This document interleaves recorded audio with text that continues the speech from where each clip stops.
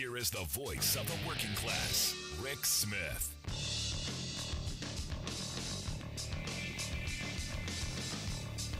And welcome, brothers, sisters, working class heroes. This is the Rick Smith Show. Thanks so much for being here. Today on the big program, lots to get to, lots to talk about as we speak. 11,500 members of the Writers Guild of America on strike against the Hollywood studios, who clearly have dug in on the take it or leave it kind of negotiation so popular among corporate America. But these 11,500 writers have gone, you know what? And producers and folks who make you laugh, who make you cry, who put all that stuff in that box you love to watch. They're going, we demand better. And the thing is, you look at the proposals that the Writers Guild has put on the table. Reasonable. A way forward. A way for the studios to make a ton of money like they are, and for the writers to make a living. Now, again, as I've been saying for a very long time, the wealth class in this country, they want to make a killing, and that means us. Most working people just want to make a living. That's it. Put food on the table, support the kids, little retirement stuff, that kind of stuff. And the phrase that I keep seeing coming up, and we're going to talk a lot about this, is we're at a moment that this is an existential crisis. With streaming and with AI and all the other tech things that are going on in the industry. I think the writers see in neon lights the future and not the kind of marquees that they're used to, which is why they're taking the kind of stand that they are. Now, the economics of it are clear. Every strike comes down to wages, hours, conditions. All of them. It just is what it is. This one's no different. They want more money because they're going broke. This is the first strike in 15 years. And as one person told me, they're again, the same issues over compensation, over streaming, that stuff. On the pay front, this is what caught my attention. 10 years ago, you had about a third of the writers, the TV writers, who earned the union minimum, working their way up, maybe on a show that didn't have as big a budget, whatever the cause, they were at the minimum. They're at the bottom, a third. It's now almost 50%. So what's happening is these writers are being squeezed. They're being pushed to do more with less, and look, their wages have gone down. According to the Writers Guild, thanks to inflation, the writers' pay has declined 14% in the last 5 years. The weekly median income for a writer-producer down 23% over the last decade. And look, you've got all these members who are struggling to make ends meet, struggling to make a living wage. And they're saying, enough. We want better wages. We want better health care. We want better pensions. So we want to make our economic lives better. Because what's happened is the way these writers of the past had been paid out, it was, look, if you got a TV show in syndication, you got a TV show in reruns, sold something overseas, whatever. Somebody picked it up. Someone was paying you for it. And you did really well. It meant really good paydays that they earned. With all this streaming stuff, everybody's ripping off the writers and the producers. It's kind of like the factory job where the wages have continued to go down and they expect you to work for free because they might close the factory. This is kind of it. And they're saying, look, we need different streams of income. We need different guarantees. We need to rewrite this contract a little bit. And, from what I've also been told is, staffing requirements. The fact that they're trying to get away with, overworking these writers. You want a job, don't you? And we see this across the board. It's just not writers. It's all of us, which is why I think this strike is one that we all better pay attention to. They're also talking about hours. The fact that evidently what's going on is the seasons are getting shorter. It used to be in the old days you had 22, 25 episodes in the season, and that was almost a whole year. Now you've got some shows. There was one I saw on Netflix that got like 6 episodes. And they tie you into these exclusivity deals where you're stuck until they decide they don't need you anymore, which means that maybe you don't get the next gig. You know, a lot of us thought that these folks just work for the studio, they're on staff, they get paid, and they get paid no matter what. No, no, no, silly us. And the thing is, as I said, wages, hours, conditions, you expect that. But where I think this strike is different, where I think this moment is different, and why everyone should be paying attention, is they're also talking about new technology and what AI is going to mean for these writers. Because here's the reality. There's going to be a moment where Chat GPTs or whatever is going to be just writing people's scripts. The art of writing will go away. And this is the Writers Guild saying, we're going to protect our craft. We're going to protect our people. We're going to protect the industry. And I think that's really important, because our legislative leaders, they really haven't.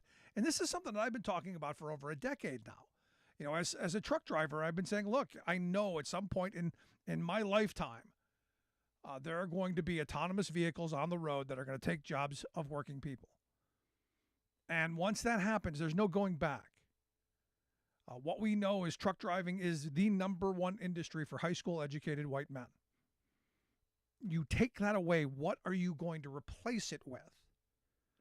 Now, President Biden, today the story is they're racing to upgrade the government's AI expertise and their role in regulating this, calling the leading architects of the AI world to Washington to talk about some guardrails and how we're gonna deal with this now. And look, about damn time. I've been waiting for this for quite some time, because we have almost nothing regulatory on AI. Nothing on the books. I don't think there's anything, honestly. As where the EU, they've been doing a bunch of things. And it's going to get really interesting come campaign season with all the deep fakes that we've been waiting for. And I'll tell you, they are scary good. But there's got to be some legislative movement. And I said yesterday, I have no faith in our political system right now, because everyone's got their pet issue. They're getting their 15 seconds of fame over at the F channel or wherever. And I just don't see that there's going to be a way forward, although everyone should be concerned, because it's going to harm all of us at some point. No one is immune. So if you're sitting there going, well, my job's safe, I don't have to worry about AI. Oh. Well, I'm in the medical field. Yeah, you're number one on the list.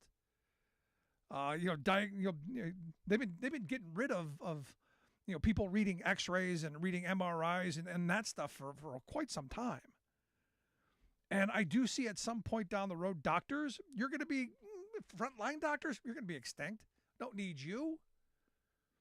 We can have you talk to a robot, an AI robot, and you'll tell them and they'll tell you what's wrong with you. The only time you'll see a person in the brave new world, if it's something really complicated that needs a whole bunch of inputs. And even then, I don't know. They're also talking about if you work on Wall Street or in any kind of finance, insurance, or any of this stuff, risk management, fraud detection, any of this, you could be gone too. Lawyers, how hard is it to write up a will?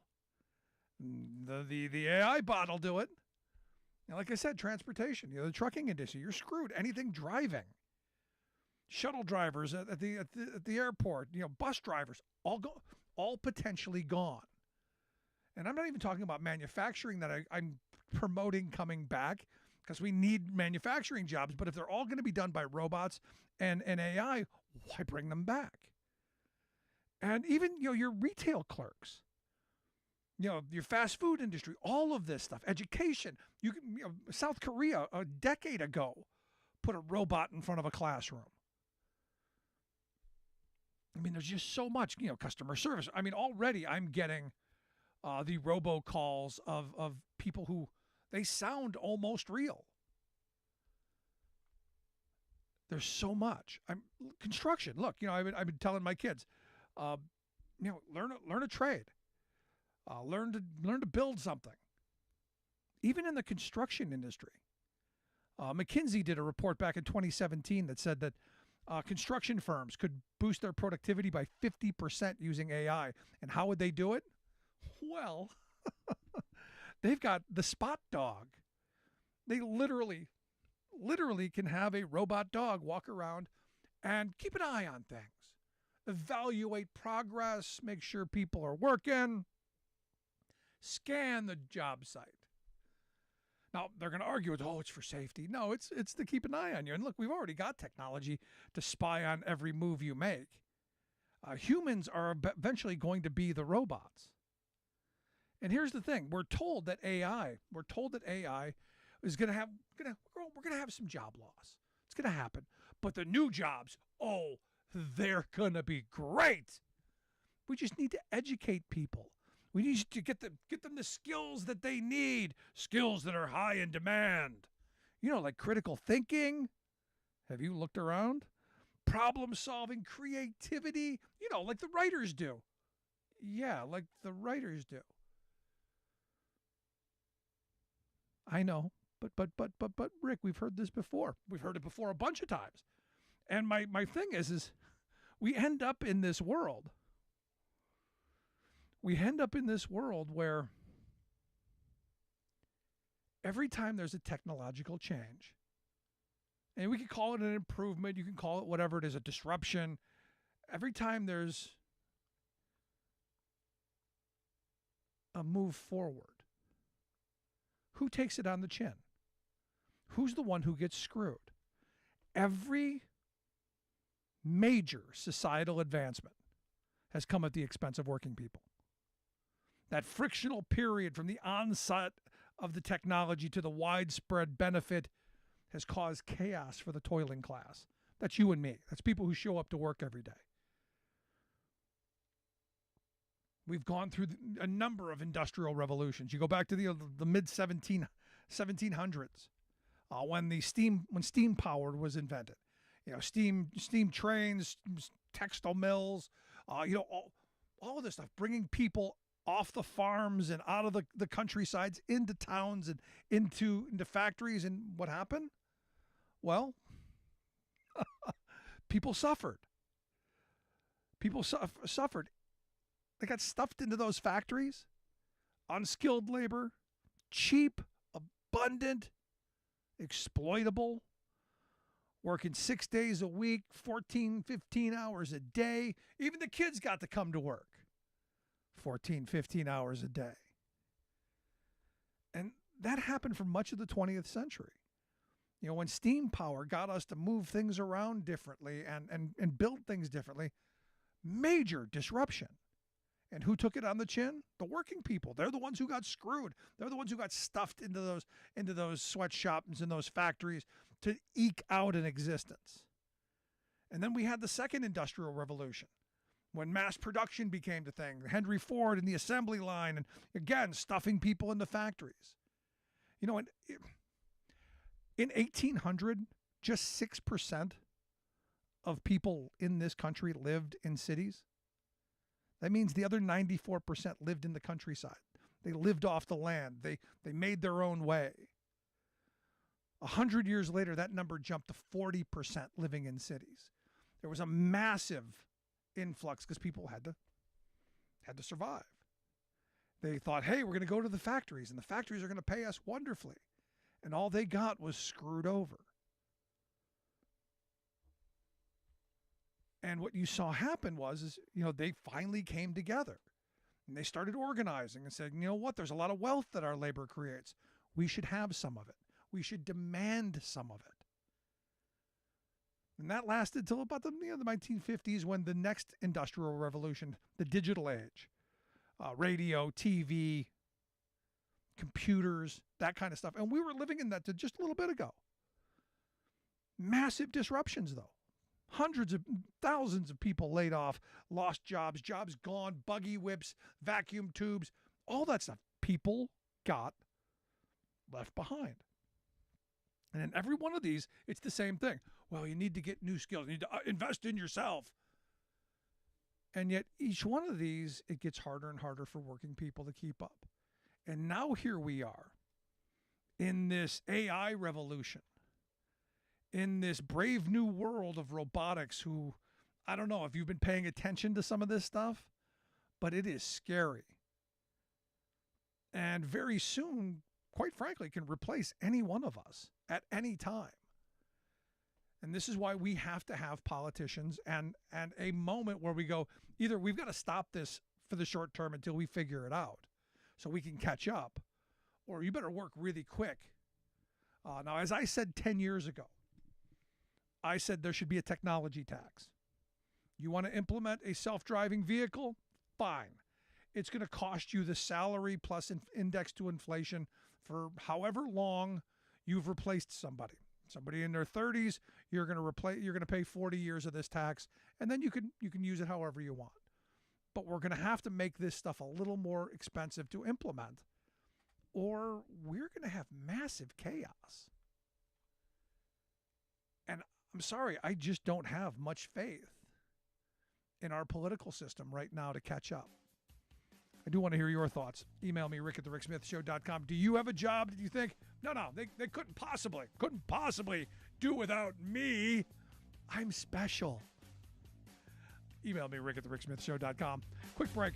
Right back.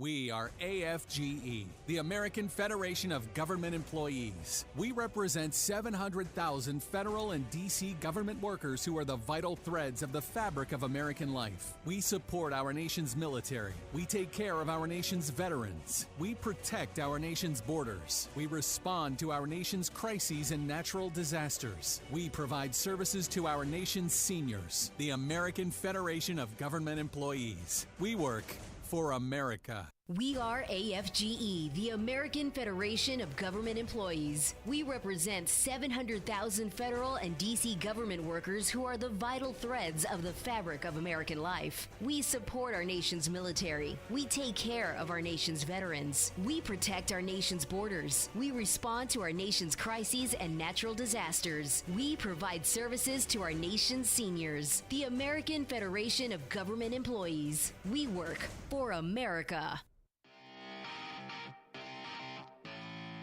Welcome back to the Rick Smith Show. Now, here is Rick Smith. So Dick Durbin, Senate Judiciary Chair, interesting statement. He told Steve Scully that he read this morning's bid on Clarence Thomas. Evidently, Clarence is taking more money. They're finding more. And here's the thing. There is someone finally going after the Supreme Court. I don't know who it is, but there is someone clearly with enough information, because it's coming out every single day, something new. And it's about time. I've been talking about this for a while, that they should wear NASCAR patches on their robes. We find out today, though, that Clarence has a grandnephew that I guess they were raising him and Ginny, or maybe they were just, I'm not quite sure the dynamics, but the kid was in a private school, and one of the top, well, a couple of the very top elite private schools in the country, the Hidden Lake Academy, a private boarding school in the foothills of North Georgia. Evidently,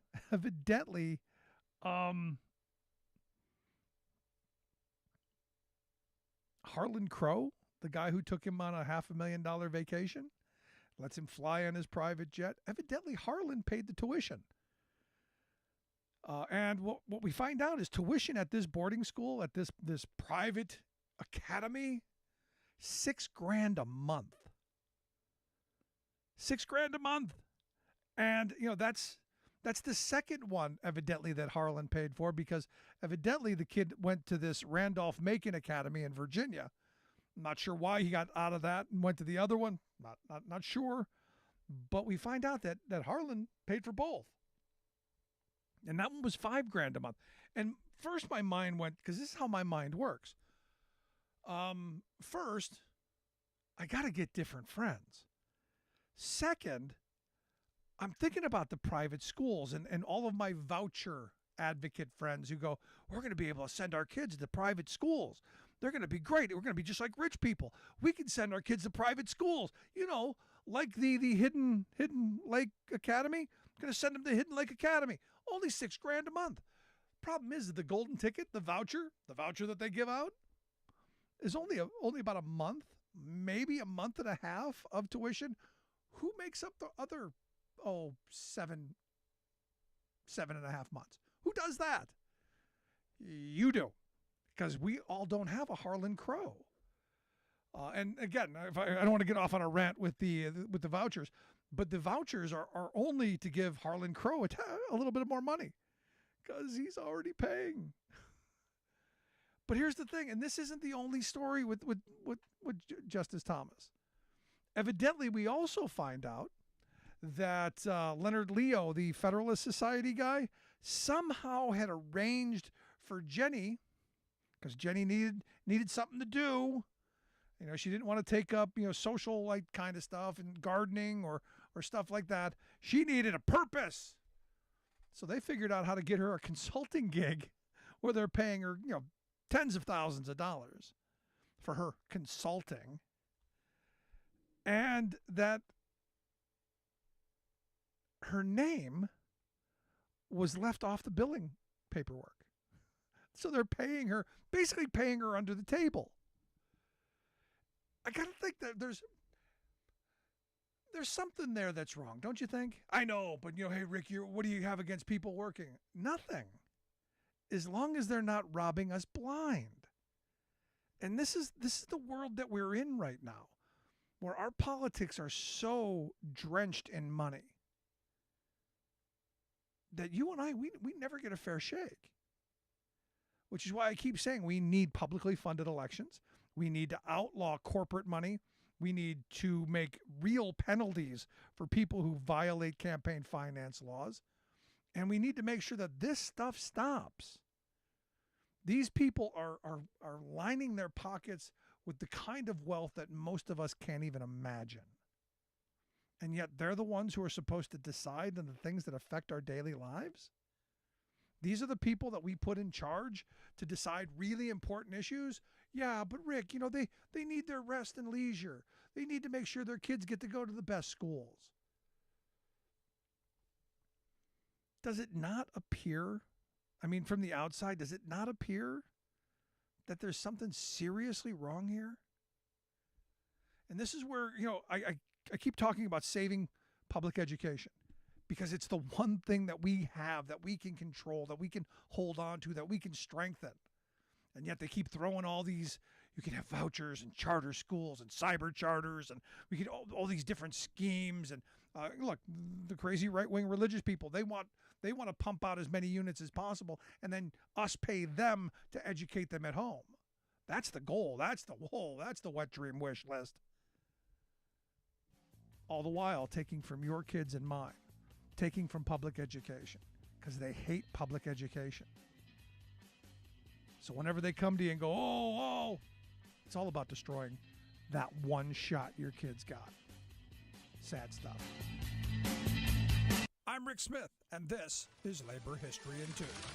On this day in labor history, the year was 1948. That was the day United Electrical Workers voted to strike at Univis Lens Company in Dayton, Ohio. Univis made safety lenses and instrumental optics. The UE was well established in the area manufacturing plants. Once organized, Univis fought the UE's presence at every chance they could. When the contract expired at the end of April, Univis refused to negotiate. First came the injunctions limiting picketing. This was followed by a vigorous decertification campaign. Foremen made intimidating personal visits to workers' homes, offering raises and personal loans to coerce no votes. When the UE lost the election in late July, the company announced wage increases for returning workers and firings for the remaining strikers. Workers stuck together and the strike continued. By the 26th, police swamped the picket lines, beating top UE organizers and arresting hundreds. 2 days later, the company offered a settlement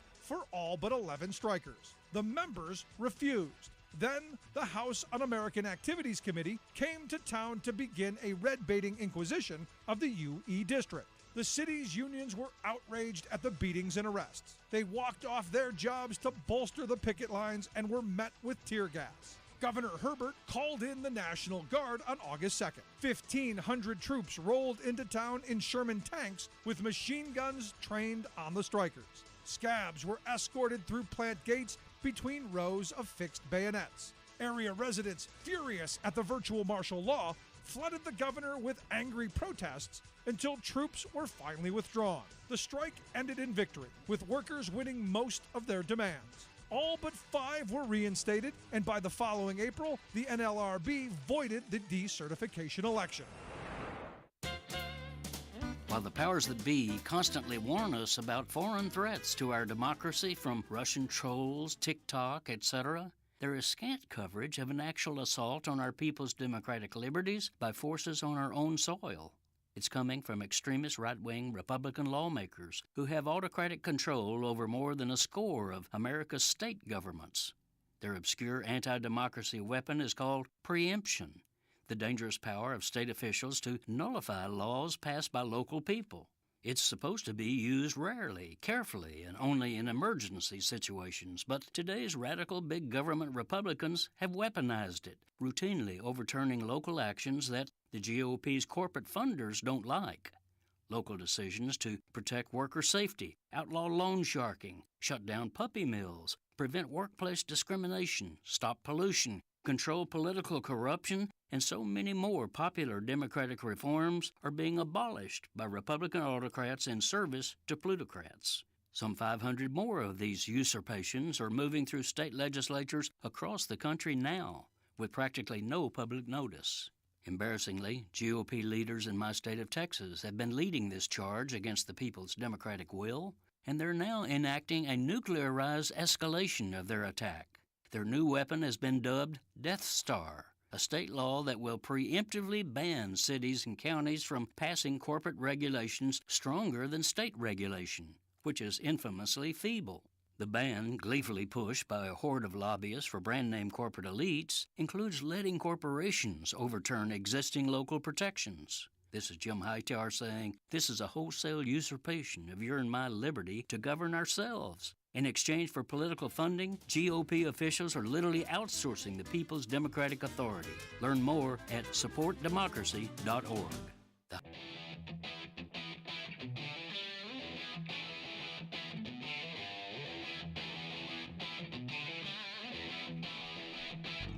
Welcome back to the Rick Smith Show. Now, here is Rick Smith. So Jeffrey Toobin has a new book.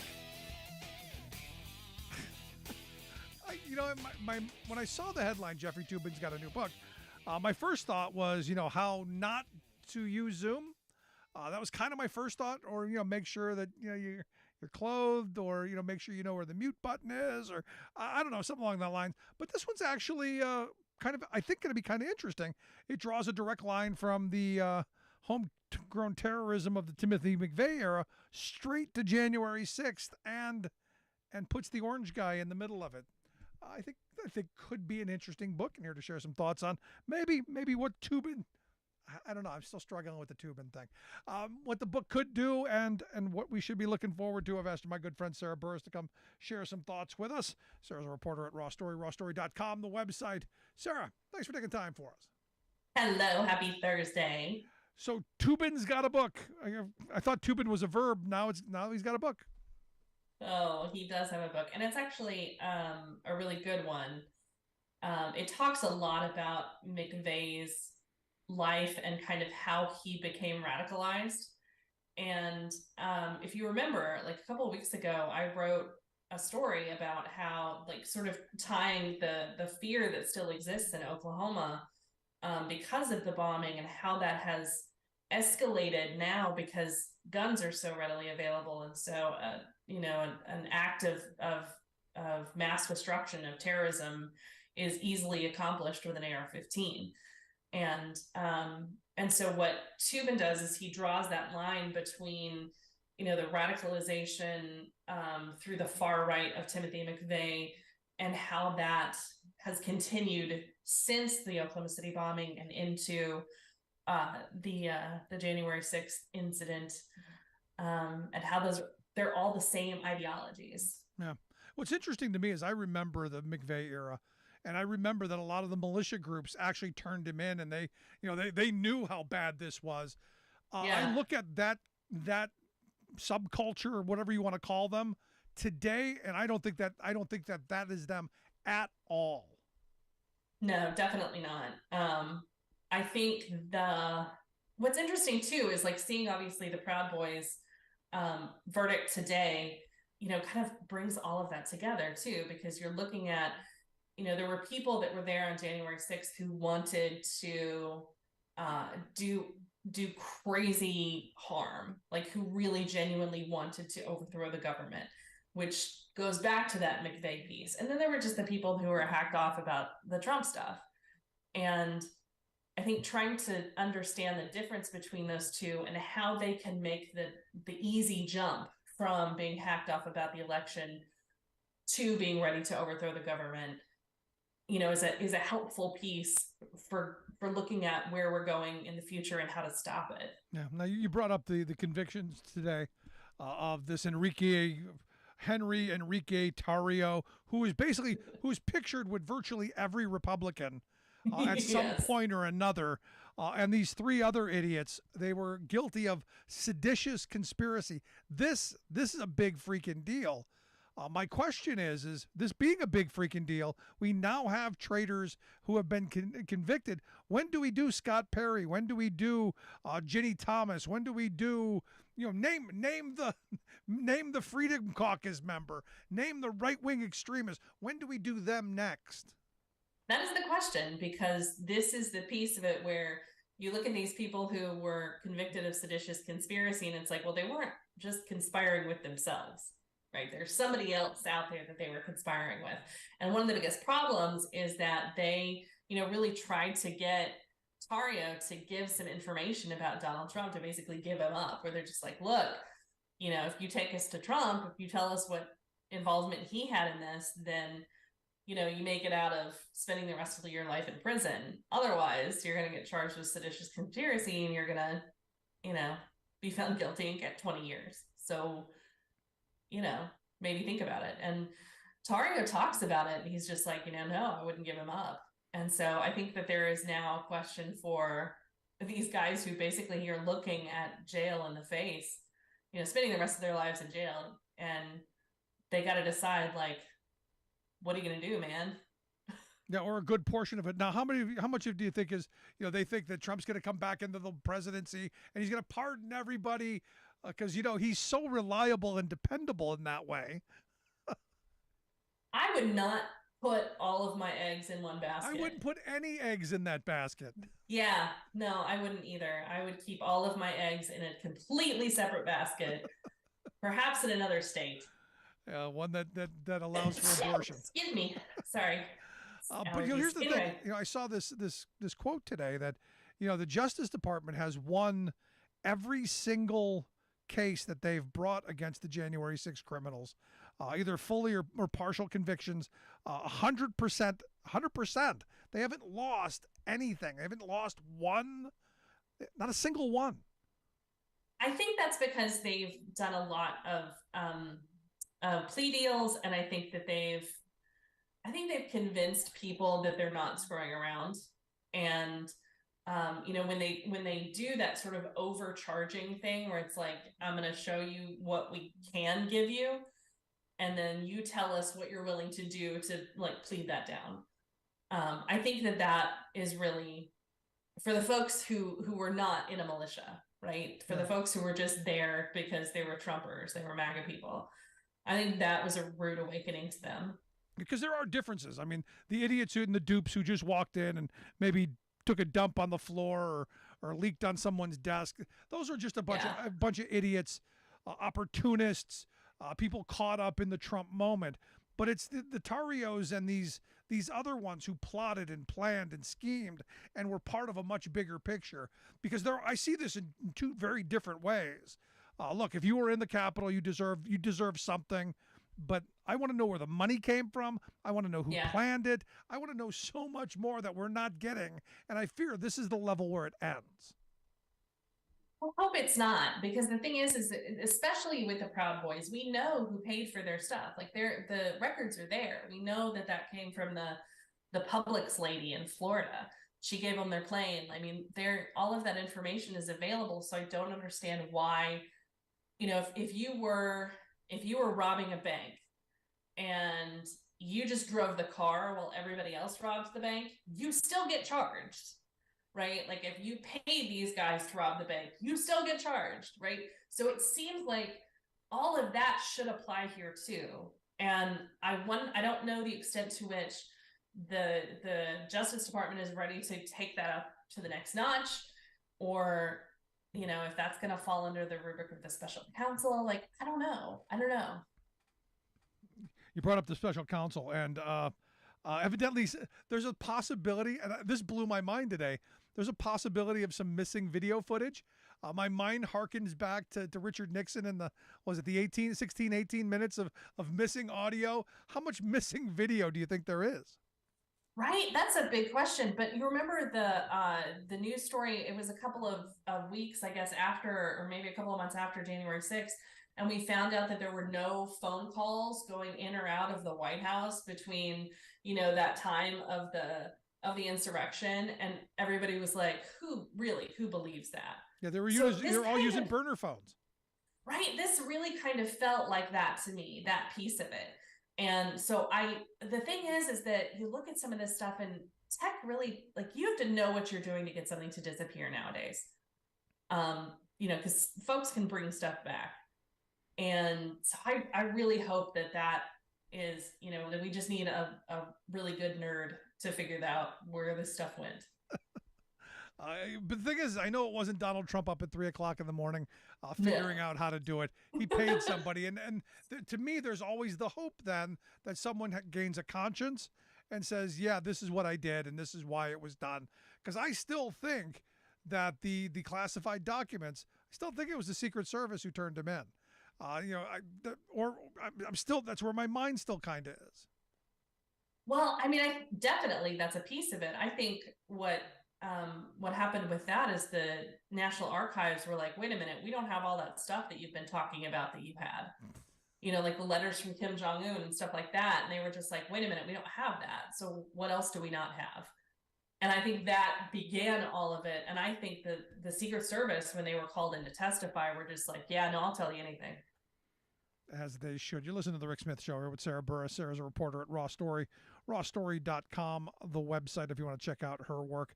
I want to change topics today, as I started the day off with 11,500 writers and producers, members of the Writers Guild, are on strike against the Hollywood studios. And, it's wages, hours, conditions, that stuff that you would expect. But also this AI thing is, I've been saying that this is the strike we have to watch, because this is really, in my view, the first time that we're seeing, right before our eyes, someone pushing back against AI and the job losses that could come. I'm curious your thoughts. So the AI piece and the streaming piece are the most important part, because you look at movies that say, a writer wrote 10 years ago, and it used to be that like they got a penny out of every DVD sale or a penny out of every VHS sale. Remember those? Now, if they're streaming, there's no deal in place for that, because streaming didn't exist back then. So for anybody who is a writer who wrote something, more than 10 years ago, like, they're getting screwed. Yeah, you're out of luck. And so that is a big piece of this that I think folks really need to, I think folks will understand a lot better. The AI piece of it, I go back and forth on, because I think AI will improve enough where you can basically put in the ideas for, this is what the story, the construct of a story that I want, write it for me. I have not had any luck Chat GPT about anything. I can give it a link to a Washington Post story and tell it to write me a story off of that story, and it gets every single one of the facts wrong. And so, and I keep testing it. Like every week I try something new where it's just like, here, look at this video that has a transcript with it.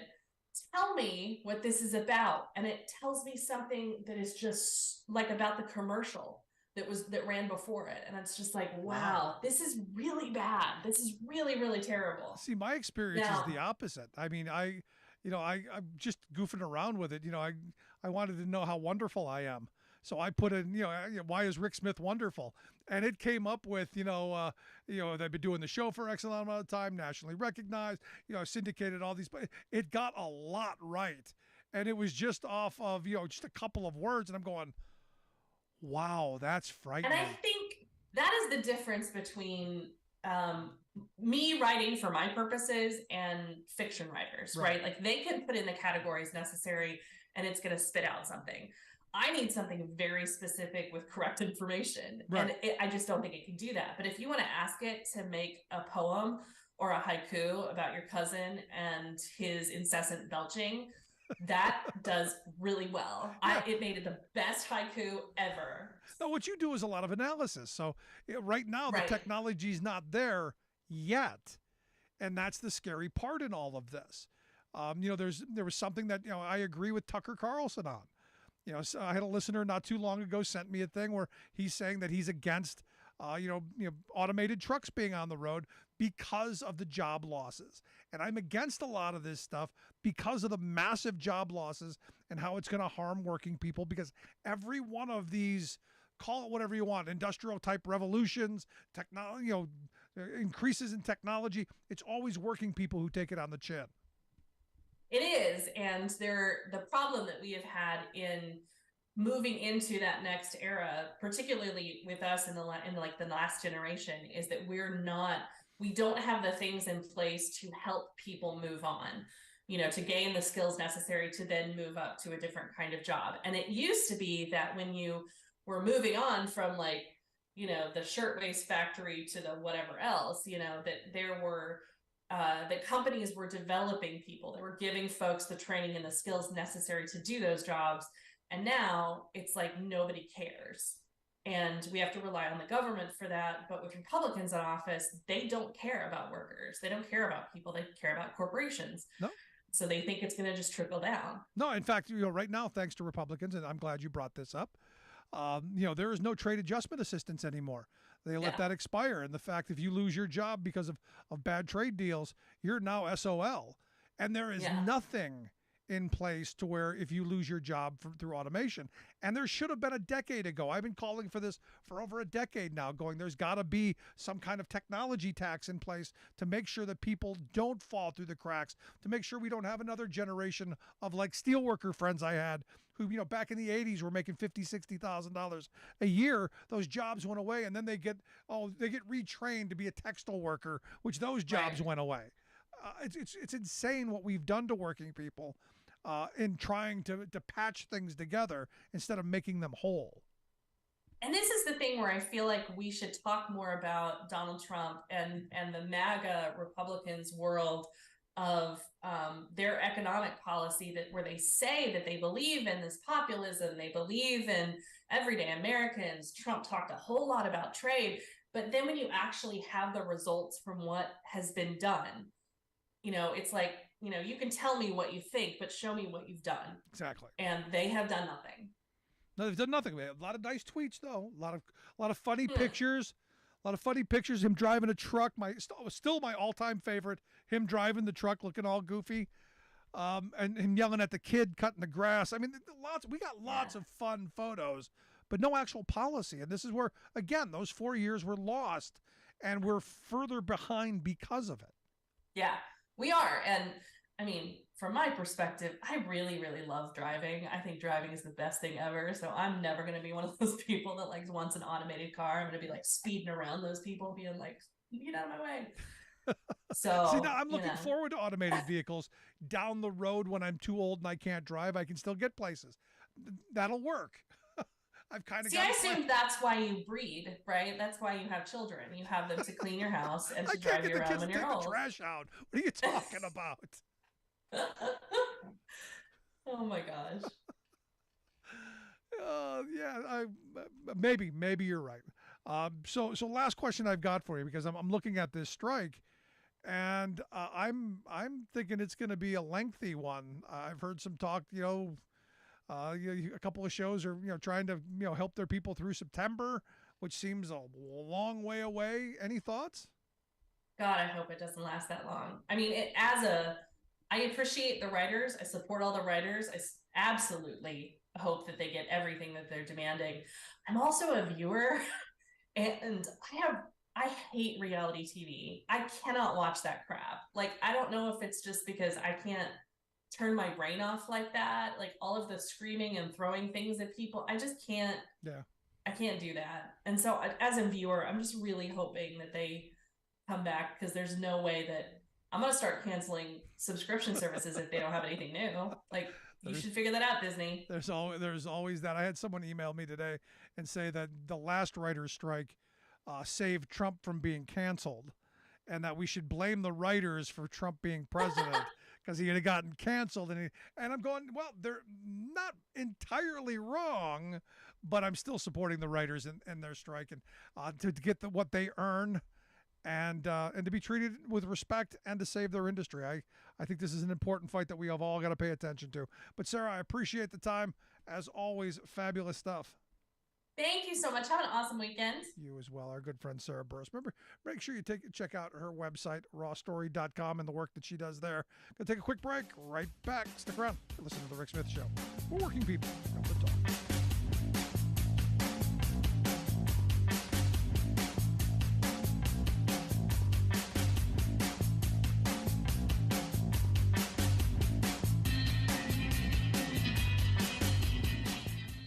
I'm Rick Smith, and this is Labor History in 2. On this day in labor history, the year was 1886. That evening, a workers' rally in Chicago, Illinois, became known as the Haymarket Tragedy. On May 1st, workers across the city and around the country held massive rallies for the 8-hour workday. 2 days later, the police had fired into a crowd of workers on strike outside the McCormick Reaper plant in the Chicago neighborhood of Pilsen. 2 workers were slain and many more were injured. Angry workers called a rally at the city's Haymarket Square to protest the police violence and to call for the 8-hour day. When the police attempted to disband the rally as it was ending, an unknown person threw a dynamite bomb into the ranks of the advancing police. In their confusion, the police began firing their weapons. A total of 7 policemen were killed and an unknown number of workers were struck. In the aftermath of the bombing, union offices and labor papers were raided throughout the city. 8 vocal supporters of the workers' movement were put on trial. 4 of the men, Albert Parsons, August Spies, George Engel, and Adolf Fischer, were sentenced to death by hanging. A 5th man, Louis Ling, died under mysterious circumstances in prison. Historian Bill Edelman explained the importance of Haymarket, saying, "No single event has influenced the history of labor in Illinois, the United States, and even the world more than the Haymarket Affair. It began with a rally on May 4th, 1886, but the consequences are still being felt today." Although the rally is included in American history textbooks, very few present the event accurately or point out its significance. Throughout the world, the Haymarket Martyrs are remembered, and May Day is celebrated as International Workers' Day. Labor History in 2 brought to you by the Illinois Labor History Society and The Rick Smith Show. You're listening to The Rick Smith Show, where working people come to talk.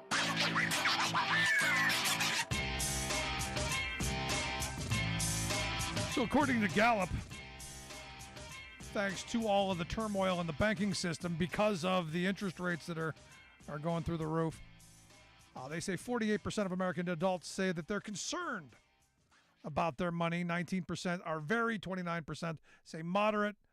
They're concerned about their money being in the banks. And this is one of those things that I actually don't worry about. I think FDI insurance is going to cover the meager amount of money that I've got in the bank.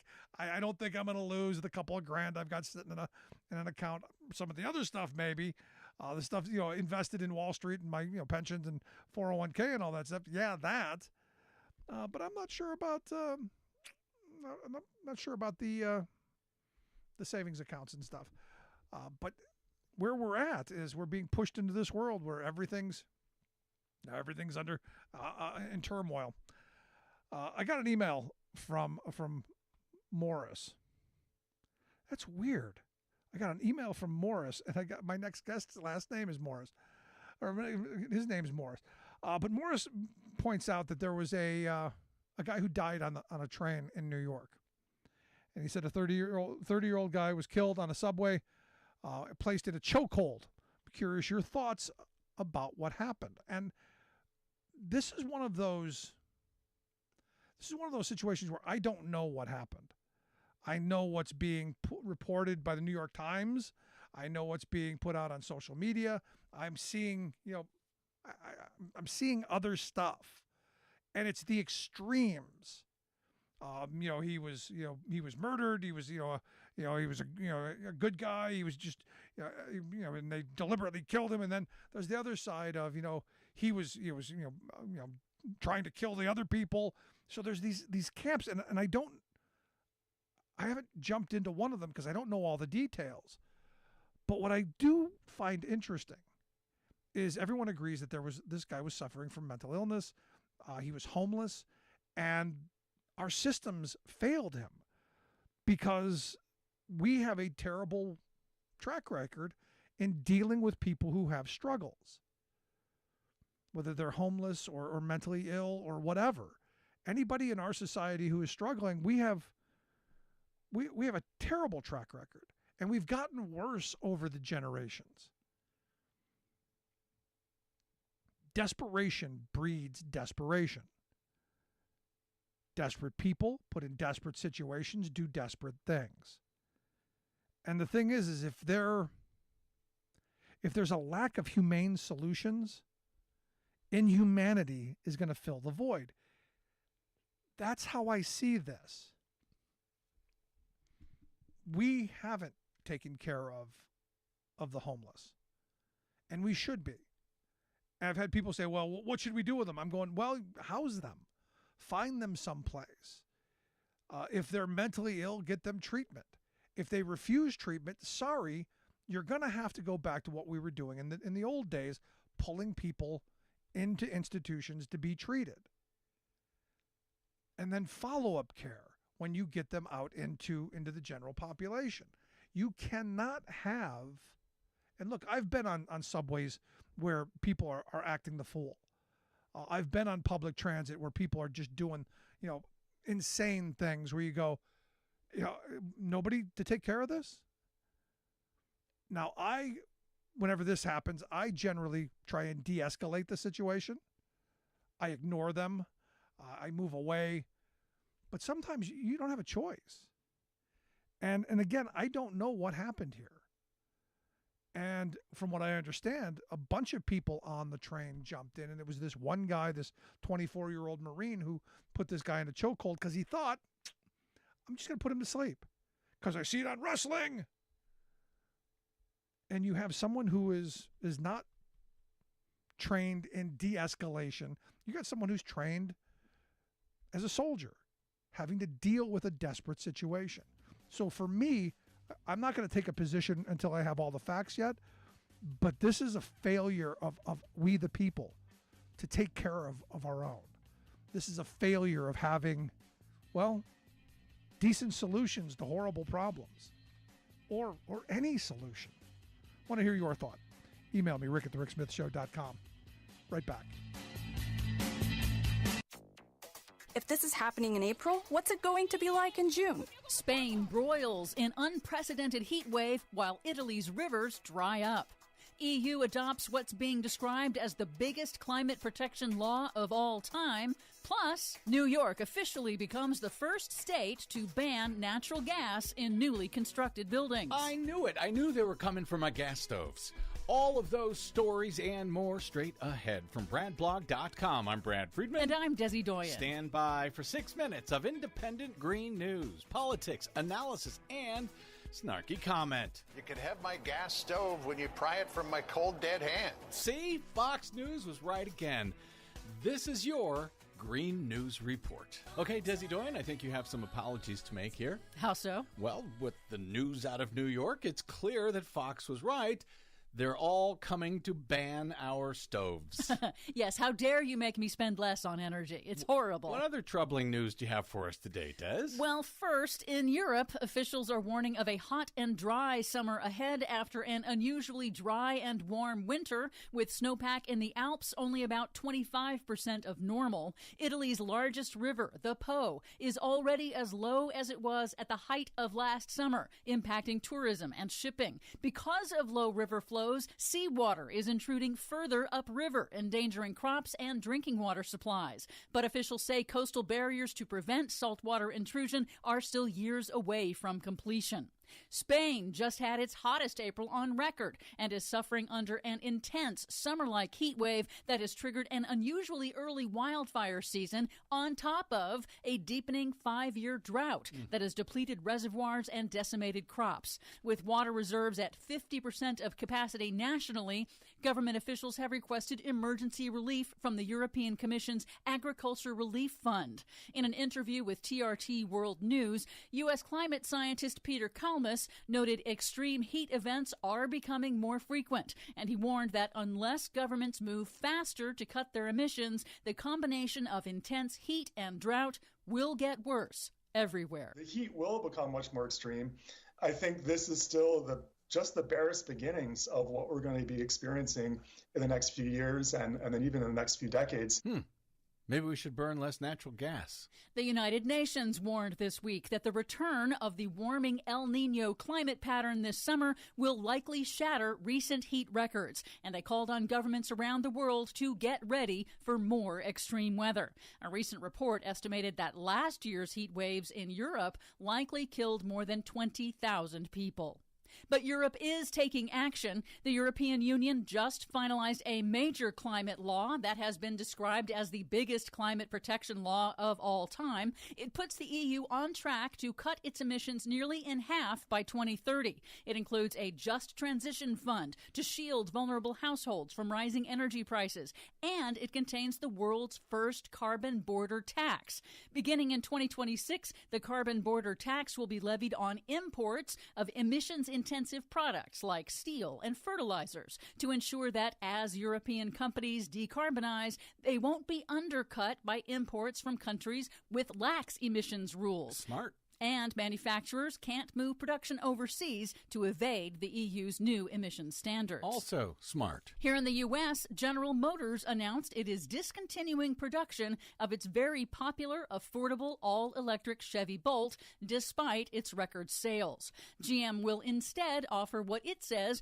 will be new, affordable midsize EV models. Why would they do that? Industry experts say it's about profits. Pickups and SUVs have higher profit margins. The UN International Energy Agency this week reports that electric car sales surged by 55% last year. The IEA projects that 1 in 5 cars sold in 2023 will be electric, a new record. Cool. China, which leads global battery production, dominated the global market with 60% of electric car sales in 2022. And finally, New York this week became the first state in the nation to ban natural gas and other polluting fossil fuels in most new building construction, starting in 2026. The new law phases out gas-burning stoves, furnaces, and propane heating. It exempts large commercial and industrial buildings like hospitals and restaurants restaurants and does not apply to existing residences. Fossil fuel interests are expected to sue to stop the new emission standards, and it's important because buildings account for 1/3 of New York's climate warming emissions. So phasing out polluting natural gas is necessary because methane gas is a more potent climate warming gas than carbon dioxide, and electrifying buildings will have a dramatic and positive health impact for New Yorkers. Wait, this is only for new buildings? Yes. So I can keep my gas stove? Exactly. I think I owe someone an apology. For much more on all of those stories and the ones we didn't get to today, check out our website at greennews.bradblog.com. No, they're not coming for your gas stoves. Are you tired of think tank approved corporate news and commentary? Are you tired of CEOs telling you what to think, who to hate, and who to vote for? Well, welcome to the Rick Smith Show. We don't take orders from some boardroom, and we don't do focus groups or talking points. We don't work for them, and we never will. I'm Rick Smith, and I work for you. Join us daily at thericksmithshow.com and download the podcast and never miss a minute.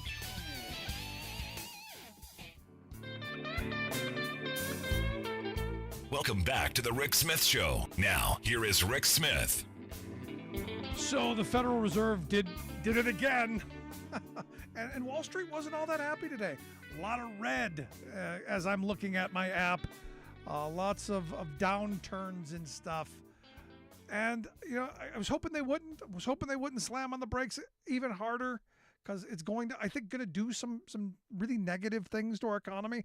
And here to share some thoughts on whether the rate hike was a good thing, bad thing, and where maybe we go from here. I've asked our good friend Morris Pearl to come share some thoughts. He's the chair of the Patriotic Millionaires, patrioticmillionaires.org, the website, if you want to check that out.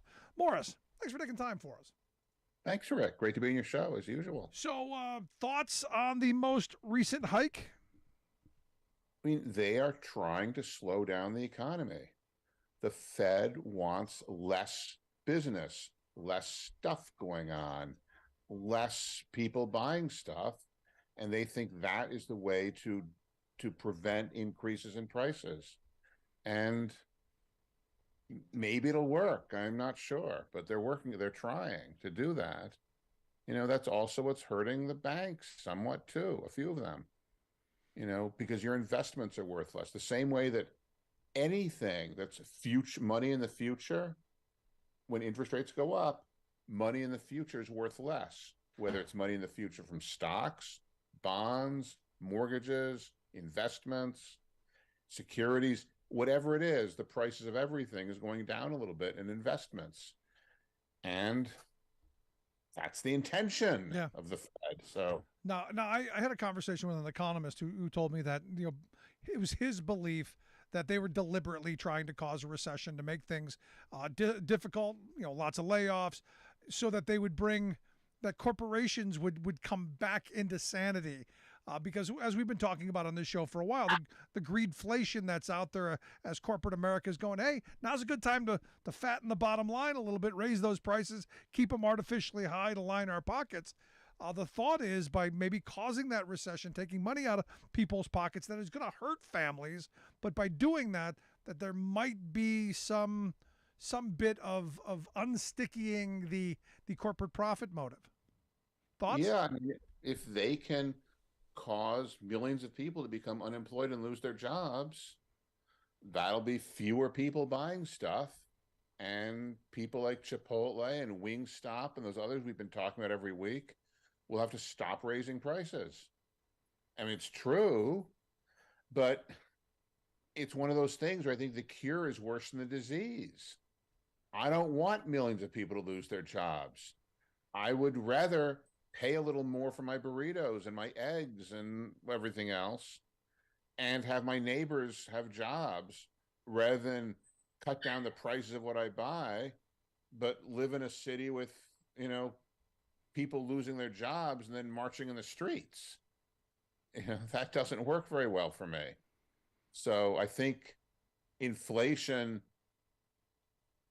is not as bad as civil unrest and mass unemployment. I'm with you. Yeah. So what is the answer here then? I mean, because I've had people go, well, if you're against the Fed raising interest rates, which is causing lots of problems, what do we do? Well, some of what we do is looking at why companies are raising prices so much. It's because they can. People are willing to pay. Some people are willing to pay more. I think people have to decide, if you don't want to pay more, then don't pay more. If you think the price of eggs is too high, stop buying eggs. If you think the prices of, wings at the sports bar is too high, stay home and watch your sports on TV instead of going to the bar and ordering wings. Yeah, but that's on those things. I mean, for most people, rents have gone through the roof, utilities have gone through the roof. Basic staples of groceries have gone through the roof. Things that that average everyday people need going through the roof. And now with these interest rate hikes, I was just reading something that said mortgages are almost double what they were 10 years ago. So there doesn't seem to be an answer for working people in this. Yeah, I mean, it's tough to buy houses now. It's very difficult, and part of the reason is rates have risen.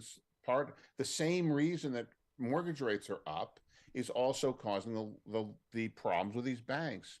Mortgages that were like 3.5% last year, when a bank tries to sell it, they'll get like 91 cents in the dollar. A 3% mortgage that was a good mortgage a year ago, they'll get like 87 cents in the dollar if they try to sell it now.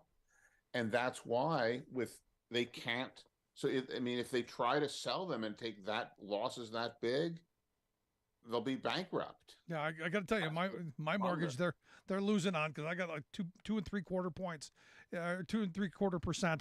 I'm not paying that off until the very end, because like you said, in the future it's going to be worth much less. Now, I found it interesting that the Wall Street Journal this week had a headline that caught my attention. It said, why is inflation so sticky? And they came up with the idea it could be corporate profits. So if even the Wall Street Journal, the newspaper of the investor class, is saying it could be, we don't know, but it could be corporate profits, shouldn't maybe looking at taxing them instead of raising everything on us? Should we look at that? I've been talking about taxing the rich for 10 years now, Rick. Especially at our conference in April in Washington, D.C., where you were. I mean, yes, I think there's a lot of people looking at that. People like Katie Porter, banging the table for these things. And yet some of these CEOs are bragging about it. You listen to the Chipotle meeting transcript or, their investor call. And they're talking about, we rose the price of guacamole when avocados went up in price, and then avocados went down in price, and we didn't lower the price, and now profits are higher.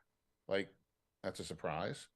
And they're bragging about it, and they're getting away with it, and they're just raising prices because they want to make more money. And there's nothing wrong with making more money. I mean, I run a group called the Patriotic Millionaires. I'm in favor of people becoming millionaires. But what I'm against is sort of blaming inflation on the fact that there's more workers asking for raises, when really it's a lot of companies trying to get more profits out of the people that are buying their stuff. But isn't that just capitalism? Isn't that how the game, we're told, isn't this the free market?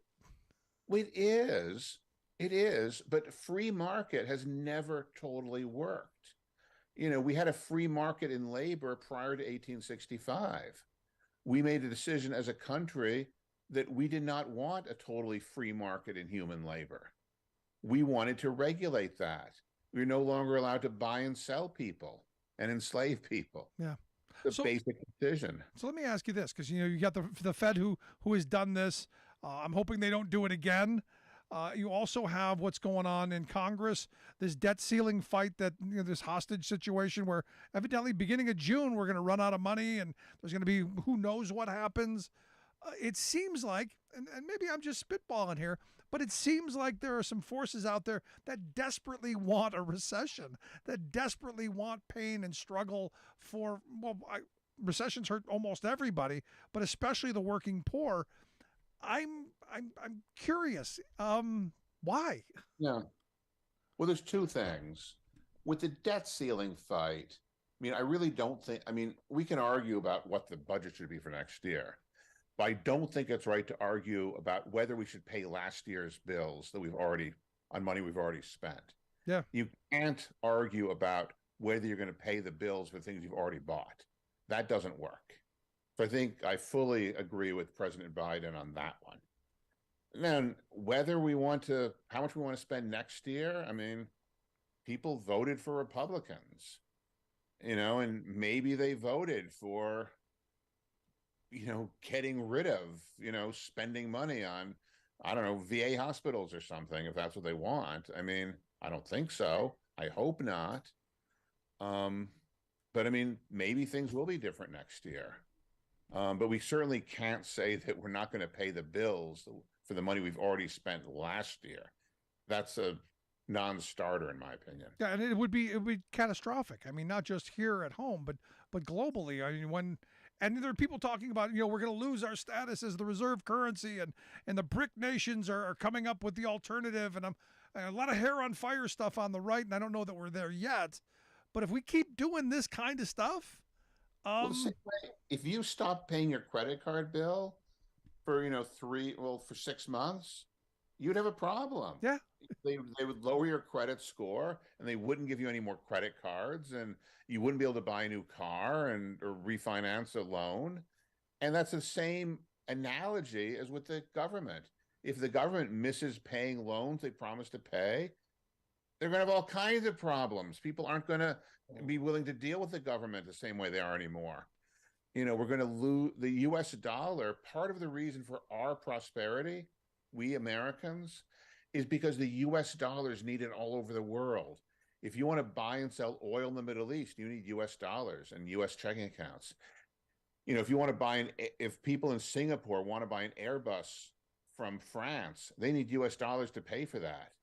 So people all over the world need these U.S. dollars. That's part of the reason why we're able to finance this debt, is because the U.S. dollar is the one thing that people trust all over the world. And if the Republicans decide they want to throw that away for whatever political reason, points, it's a problem. I mean, it will cause a lot of problems for a lot of people.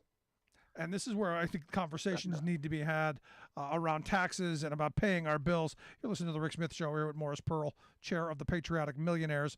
patrioticmillionaires.org, the website, if you want to check out the work that they do there. Now, your organization, kind of shifting topics a little bit, has embarked on this great economy project. And I understand you've just got back from Whiteville, North Carolina, where you guys are trying to educate on a nonpartisan basis voters about taxation and how things could play out. I'm curious, any results, any feedback, anything you want to share? Yeah, we've been, for the past couple of months, we've done 6 or 8 sessions over the course of a few months where we invite 50 some odd people for dinner and a speaker. And we talk to them about the economy. We've had Sarah Anderson talk to them about how much more CEOs make of big corporations than median workers. And we've talked about the tax system. We've talked about why the tax system makes the rich get richer while they're having trouble getting by. And these are people that vote Republican, that live in Whiteville, North Carolina. Many of them are extremely financially challenged, to say the least. And they're just amazed, the same way everyone else is, when we talk to them about these crazy real rules that mean I don't pay taxes much at all on the kind of income that they're making, and how unfair it is. And this is where part of what we do here is and why I started this is that education process, because we never hear the other side of the story. The right wing has always been lower taxes. We give it all the money to you because you're smart, and I don't doubt that you're smart, but that you know what to do with it. And I've argued the other side of, yeah, you're smart, you know what to do with it. You're going to make more money for yourself. You're not. I know you're a benevolent guy. You're a good guy. I get all that. But the fact that you're going to care about everybody else, not so much. Yeah, I mean, part of the reason why I can sit here in this Park Avenue co-op apartment and talk to you is because over the years, the companies I invest in and the returns on my investments have paid far, far lower taxes than all of your listeners who work for a living. And that's accrued to my benefit over the years. And what we're trying to explain to people, how these rules are making people like me get richer and richer and richer while they're struggling to get by. And we've now got dozens of people who are excited about this. They're going to the Strawberry Festival, they're going to the Pecan Festival, and they're putting out flyers. So we think we've got a kind of a proof of concept that we can get a small percentage of the people in a rural conservative town in North Carolina excited about talking about economic policies and governments, and excited about talking to their elected officials and doing town halls. And I don't know what's going to happen, but check back in a couple of years and we may change the course of politics. No, I would be hopeful. I mean, any education is good. I would love to talk to some of those people and have them on the show to get some of their thoughts as well, because I think this is what you're doing is really important work, and I'm sure it'll make a good book on the other side. Last question I've got for you. In the coming days and weeks, what are we expecting? As far as with the rates going up. The stock market didn't look really well today. You've got some expertise in how this works out. What are you expecting? I don't really care about the stock market day to day. The government is there to make sure your deposits in your bank are safe. They're not there to worry about the stock market. I have plenty of money in the stock market. I don't even check every day. I know that over the course of years, I'm going to do fine. And I don't really care whether I'm richer today than I was yesterday or will be tomorrow or whatever. You can't worry about these day-to-day things. Yeah, there's a bunch of people who say, oh, some bank over there might be in trouble. Let's sell all the stock and let's short sell, then buy it back later when everyone's scared. Yeah, people are trying to scare people. And sometimes they work and sometimes it's effective. But I think people, half the people in the country aren't affected by the stock market at all.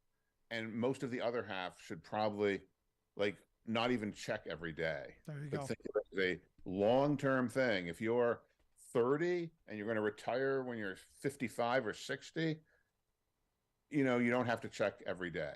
And if you're already over 60 and retired, you probably shouldn't put all your money in the stock market. There you go. Morris, I appreciate the time. Great answer. I hope folks will check out the website, Patriotic Millionaires. Look forward to having you back again real soon. Thanks, Rick. Great to be in your show. Good stuff. Morris Pearl, Patriotic Millionaires Chair. Check out the website, patrioticmillionaires.org. Quick break. Right back.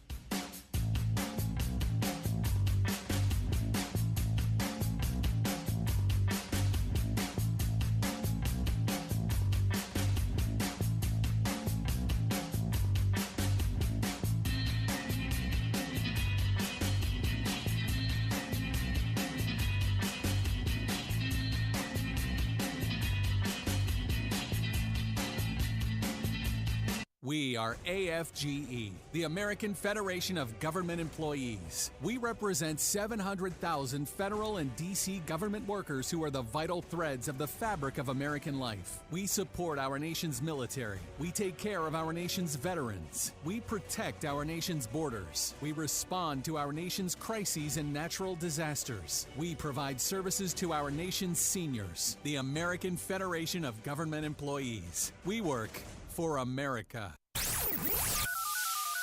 The phone lines are open. Give Rick a call at 1-866-416-RICK. That's 1-866-416-7425. We are AFGE, the American Federation of Government Employees. We represent 700,000 federal and D.C. government workers who are the vital threads of the fabric of American life. We support our nation's military. We take care of our nation's veterans. We protect our nation's borders. We respond to our nation's crises and natural disasters. We provide services to our nation's seniors. The American Federation of Government Employees. We work for America. Welcome back to the Rick Smith Show. Now, here is Rick Smith. One of the reasons that we started this program, I tell the story all the time. I remember I had just transferred into the area that I now live. And one of my union buddies was telling me, we'd make more money here if there was no union. They handcuff us. We'd make more money. And I just kind of laughed at him. And, when it came back a couple of days later, and I'm like, you do know that you're wrong, right? You were just blowing off steam or something, right? And he didn't. And I said, well, if that's true, if you believe that there's somewhere else that pays you better, why aren't you there? With all the complaining and all the, being upset, why aren't you where you think it's better? There's grass over there. I doubt it's greener, but why aren't you there? And a couple of days later, he comes back to me and he goes, you're right. And he then broke into this, it's what I hear all the time, and when when you confronted me, I actually had to think about it. And this is where a lot of this economic talk, we all want to be millionaires. We're all going to invent the next thing. We're all going to go on, we're all going to get our E-Trade account and we're going to make millions of dollars and it's going to be great, only to find out that we lose our behinds because it's not as easy as it sounds. And as Morris points out, he invests for the long haul. Most people who try to do the gambling, the house always wins. But they've trained us like Pavlovian dogs to think about Wall Street. And I'm glad, Morris, that wasn't a setup question. He answered that exactly as I would have wished he would have. And I'm glad he did. That I don't even check the stock market every day. And we shouldn't be fixated. But you know what? Every newspaper had a business page. Every time you turn around, there's the business channel. Everything is all about, companies I've worked for every day would tell us what the stock price is. And I'm like, what do I care what the stock price is today? But they train us to think like that Wall Street matters more than Main Street. And the reality is just the opposite. And by getting into these places, which is why I think the organizing that they're doing is incredibly important, by going into these places and talking to people who disagree with you politically or not at all, find that common ground. Taxation should be that one thing that all working people agree on. And I know, as I said, we're all going to be millionaires and none of us want to pay taxes. I get it. But when you look at how the game is rigged right now, you're paying the taxes. And I know the anti-tax group say, no, rich people pay all the taxes because they've got literally all the money. When you look at the distribution of wealth in this country, it's obscene. When Warren Buffett said that his secretary pays a higher tax rate than he does, that's obscene. When Buffett said there's a class war going on, my class is winning, but we shouldn't be. Working people should listen. And this is the weird place of where we are. And I don't know if it's the Steinbeck frame of we're all embarrassed millionaires because we're still broke. But someday we're going to find that golden ticket, or someday, Uncle Rupert's going to leave us millions of dollars someday. And then we won't want to pay taxes. But in the meantime, people are struggling. I say it all the time. I would have during the Eisenhower years, I would have loved to pay the 92% top marginal tax rate. Would have been thrilled to do it. And you go, oh, I can't believe that. I can. I'd be thrilled to pay that because it means I'm making a lot of money. The same thing here. The patriotic millionaires are calling for, what was it? I think it was like an 80% tax, top marginal tax rate on incomes over $100 million. I would love to pay that 80% tax. Would love it. I'd be jumping for joy. I'd be the happiest guy ever. Because that means I'm making $100 a year. And that $1 they're going to tax at 80%. So, again, we don't see the forest through the trees. This is seeing the elephant and understanding that we're just not getting the elephants behind. But I'll tell you, as Morris pointed out, there is a move that wants pain and suffering for working people. They're telling you we want mass layoffs. They're telling you we want to slow the economy down that isn't all that heated up. Our inflation problems, the Wall Street Journal's right. It's corporations. It's corporate gouging. It's greedflation. We know who's doing it. The question is, what will we do to change it? Want to hear your thoughts? Email me, rick@thericksmithshow.com. If you missed any portion of the program, make sure you grab the podcast. Wherever you find your favorite podcasts, you'll get ours right back after this.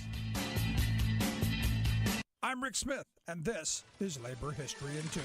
On this day in labor history, the year was 1886. That evening, a workers' rally in Chicago, Illinois, became known as the Haymarket Tragedy. On May 1st, workers across the city and around the country held massive rallies for the 8-hour workday. 2 days later, the police had fired into a crowd of workers on strike outside the McCormick Reaper plant in the Chicago neighborhood of Pilsen. 2 workers were slain and many more were injured. Angry workers called a rally at the city's Haymarket Square to protest the police violence and to call for the 8-hour day. When the police attempted to disband the rally as it was ending, an unknown person threw a dynamite bomb into the ranks of the advancing police. In their confusion, the police began firing their weapons. A total of 7 policemen were killed and an unknown number of workers were struck. In the aftermath of the bombing, union offices and labor papers were raided throughout the city. 8 vocal supporters of the workers' movement were put on trial. 4 of the men, Albert Parsons, August Spies, George Engel, and Adolph Fisher, were sentenced to death by hanging. A 5th man, Louis Ling, died under mysterious circumstances in prison. Historian Bill Edelman explained the importance of Haymarket, saying, "No single event has influenced the history of labor in Illinois, the United States, and even the world more than the Haymarket Affair. It began with a rally on May 4th, 1886, but the consequences are still being felt today." Although the rally is included in American history textbooks, very few present the event accurately or point out its significance. Throughout the world, the Haymarket martyrs are remembered, and May Day is celebrated as International Workers' Day. Labor History in 2 brought to you by the Illinois Labor History Society and The Rick Smith Show. While the powers that be constantly warn us about foreign threats to our democracy from Russian trolls, TikTok, etc., there is scant coverage of an actual assault on our people's democratic liberties by forces on our own soil. It's coming from extremist right-wing Republican lawmakers who have autocratic control over more than a score of America's state governments. Their obscure anti-democracy weapon is called preemption, the dangerous power of state officials to nullify laws passed by local people. It's supposed to be used rarely, carefully, and only in emergency situations, but today's radical big government Republicans have weaponized it, routinely overturning local actions that the GOP's corporate funders don't like. Local decisions to protect worker safety, outlaw loan sharking, shut down puppy mills, prevent workplace discrimination, stop pollution, control political corruption, and so many more popular Democratic reforms are being abolished by Republican autocrats in service to plutocrats. Some 500 more of these usurpations are moving through state legislatures across the country now, with practically no public notice. Embarrassingly, GOP leaders in my state of Texas have been leading this charge against the people's democratic will, and they're now enacting a nuclearized escalation of their attack.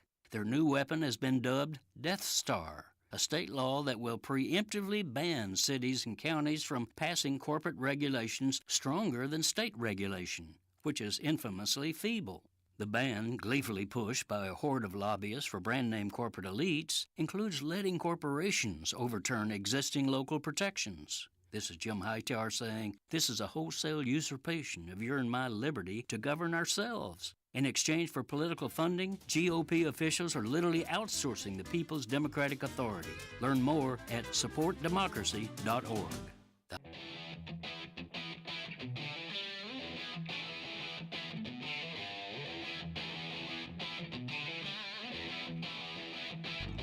Welcome back to the Rick Smith Show. Now, here is Rick Smith. So I go back to the Wisconsin State Supreme Court race that just happened not too long ago, and the fact that, wow, can I say wow again? Wow, overwhelming turnout. Kind of why you're seeing in red states them going after students. trying to stop them from being able to vote on campus and getting away with early voting and going away from drop boxes and doing everything they can do to make it harder for people to vote. While on the other side, you've got movements of people going, hey, we want everyone to vote. Whether I agree with you or not, everyone has the right to the ballot box, and everyone should exercise that. And one of the groups that did an awful lot of work in Wisconsin is the Empower Project, and that's why I've asked their executive director, Mike Fohl, to come talk with us. He's the executive director of the Empower Project, their website, empowerproject.us. Mike, thanks for taking time for us. Thanks for having me. So, pretty historic moment, that Supreme Court election, and with huge numbers. I mean, literally, we were shocked at just how big the numbers were, and a lot of that had to do with the kind of work that you guys do. Yeah, I mean, there was a lot of great groups doing a lot of hard work in Wisconsin. We were certainly proud to be one of them. We do something called relational organizing, which is getting people to talk to their friends and family about important issues like the Supreme Court race and how it affects their lives, and did as much as we can to make a lot of noise there to get a solid win out of Wisconsin. That's for sure. Relational organizing. Come on, that's just kind of buzzwordy for I'm talking to my neighbors. That's exactly what it is, right? Your listeners may be used to just calling that good organizing, right? Back in the days when we were just allowed to talk to friends and family and neighbors and talk to them about the election. Certainly, there's still a role in the world for direct mail and talking to targeted voters off of targeted lists, and that's all great. But what we do is try and say, hey, it's also important to talk to the people in your life, be trusted messengers to them to share important information like how to register a vote, how to turn out, why voting for the Democratic candidate can make a big difference in your life. Yeah, I've been saying for a while. I mean, we need Democratic voters to know how to talk to other family members, especially around the Thanksgiving table, because Fox News has empowered Uncle Crazy to go off every Thanksgiving. We need to figure out how to get him off the ledge, somewhere back to sanity. There you go. Yeah, there's definitely a lot of that we're encouraging folks to do. So we're a nonprofit that works with groups across the country and also do direct organizing ourselves. So we certainly work with union groups across the country, work with AFSCME and AFT and Carpenters Union, things like that. But candidates, progressive organizations, you name it, providing training and technology on how to do this type of relational organizing and how to have exactly those types of conversations with friends and family, everything from partisan conversations about the election to talking about issues, talking about the environment, talking about minimum wage, whatever it is, but trying to have conversations with friends and family. And all the research shows that can be incredibly impactful. So we're trying to get as many people to engage in that type of campaigning as possible. No, it's something that we need. I mean, you've made up a new term, and I kind of like it, relational conversations and relational organizing. It sounds 21st century. Because I think we've forgotten how to talk to our neighbors. We've forgotten, in this era of social media where we're looking at our screens, we're texting, we're Facebooking, we're tweeting, we're whatever. I think we've forgotten how to look somebody in the eye and have a decent conversation that doesn't devolve into name calling or threats or whatever. So I think this is incredibly important. Yeah, absolutely. I mean, if you think about it, even outside of electoral politics, how we move through our everyday lives, you think about, you might watch 100 ads on the TV about how great a movie is, but if your friend goes to see it and tells you, hey, this movie's horrible, don't go see it, you're going to trust your friend over, all those TV ads. It's no different than in politics as well.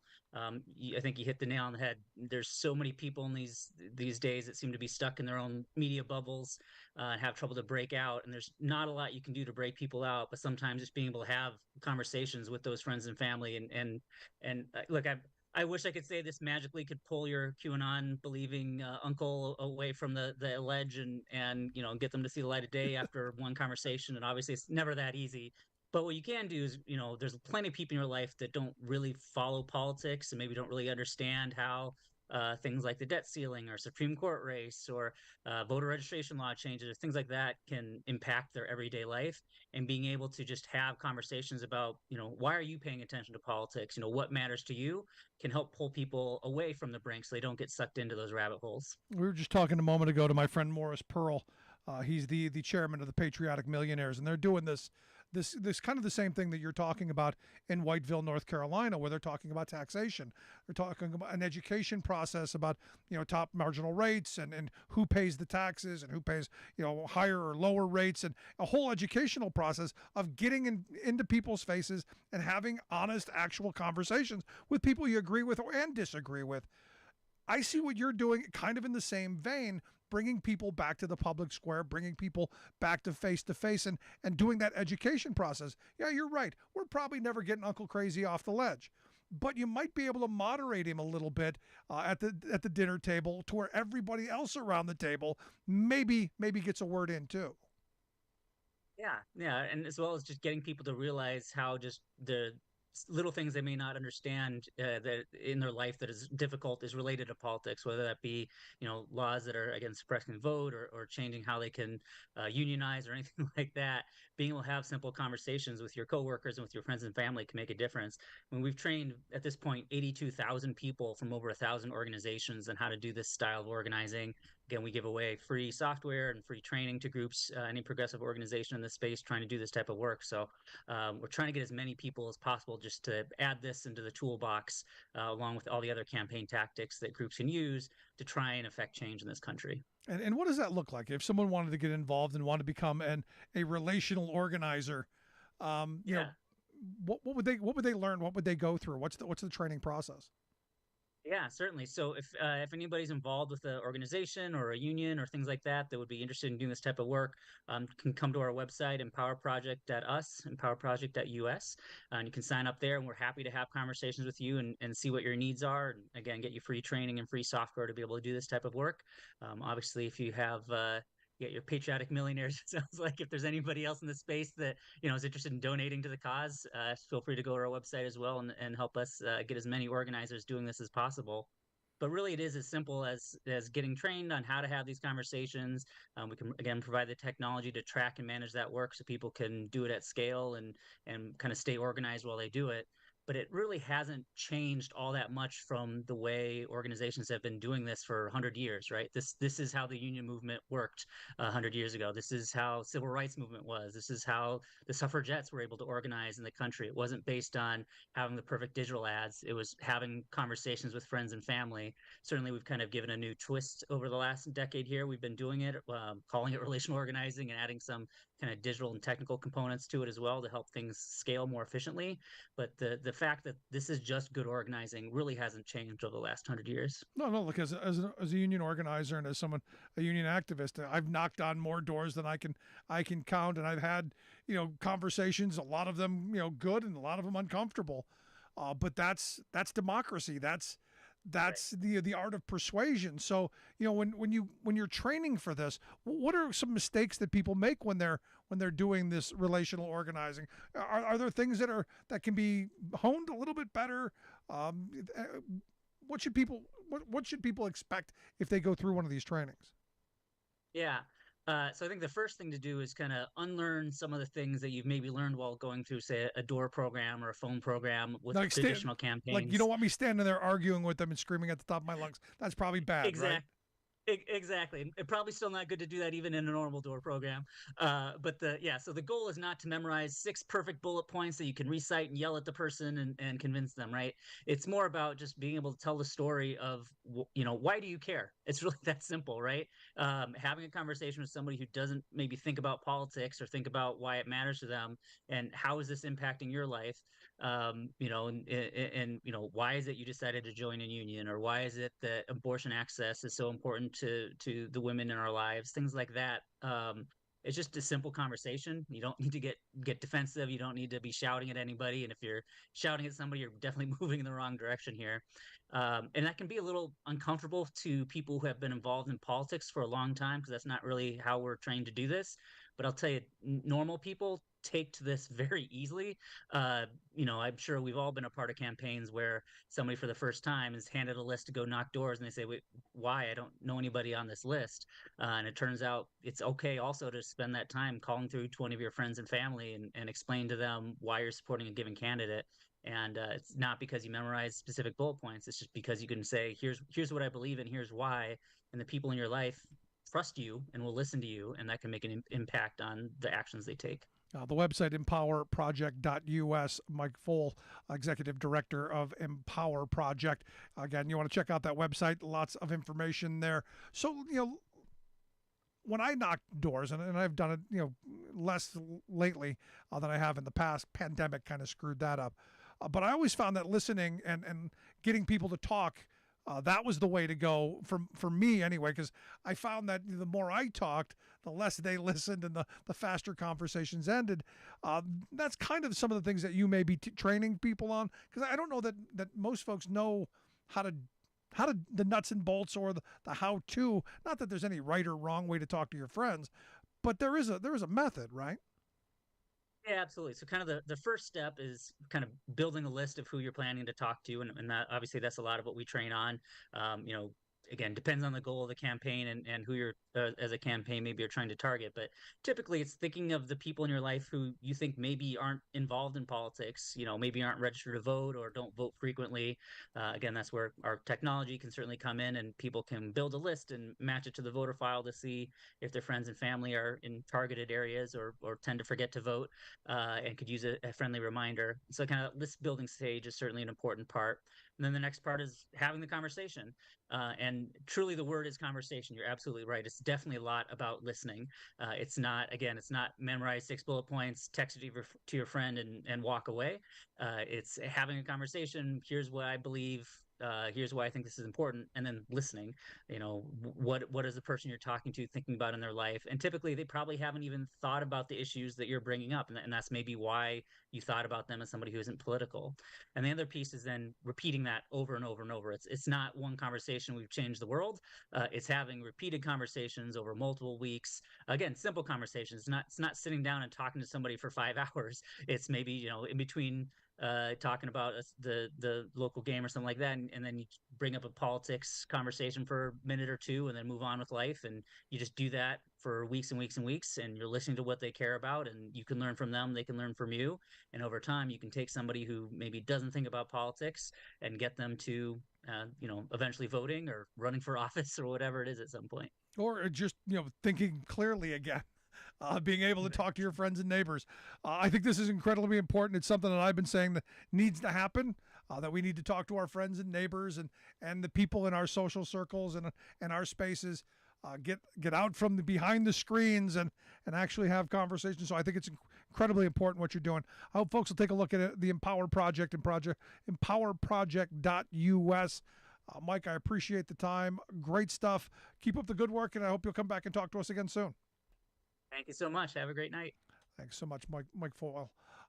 Again, empowerproject.us. Check that out. Quick break, right back. Stick around. You're listening to The Rick Smith Show. We're working people on the talk.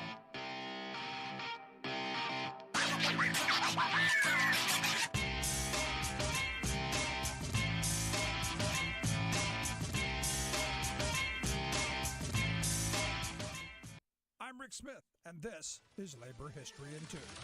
On this day in labor history, the year was 1886. This was one of the most significant days in U.S. labor history. A mass meeting of workers was called for that night in Chicago's Haymarket Square. The purpose of the meeting was to protest the police brutality that had killed and injured strikers at the McCormick Reaper plant the day before. Rally organizers were part of the movement demanding an 8-hour day. The rally was much smaller than organizers had expected. Rain began to fall as the last speaker was finishing when an army of 200 policemen appeared demanding the meeting disperse. Someone, unknown to this day, threw a dynamite bomb into the ranks of the advancing police. In the confusion of the moment, police began firing their weapons indiscriminately into the dark. When the smoke cleared, police had killed at least 4 in the crowd and wounded many more. A total of 7 policemen were killed. Most were killed by their own gunfire. In the aftermath of the event, unions were raided all across the country. The 8-hour movement was effectively derailed.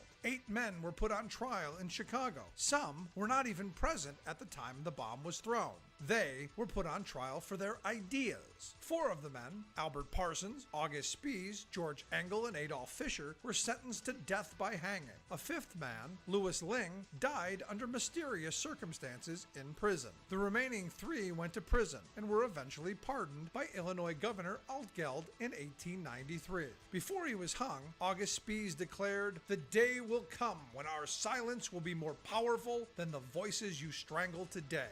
His words proved true. The Haymarket Martyrs inspired and continue to inspire labor activists throughout the world. Labor History in 2 brought to you by the Illinois Labor History Society and The Rick Smith Show.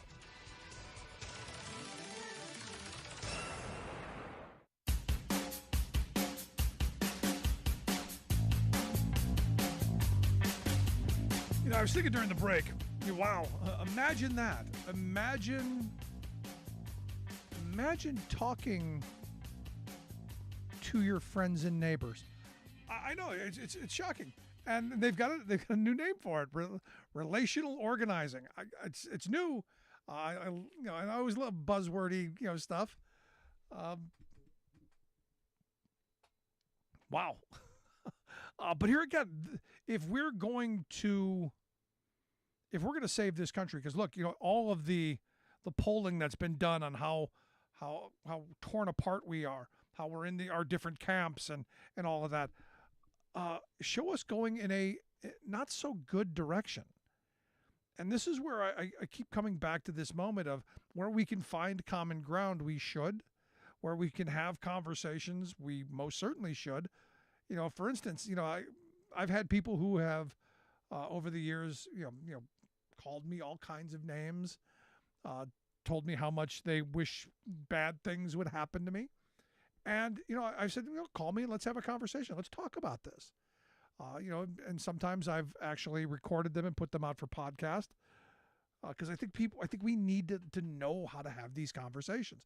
And look, sometimes they're going to get heated. Sometimes they're going to be ugly. But we got to do it.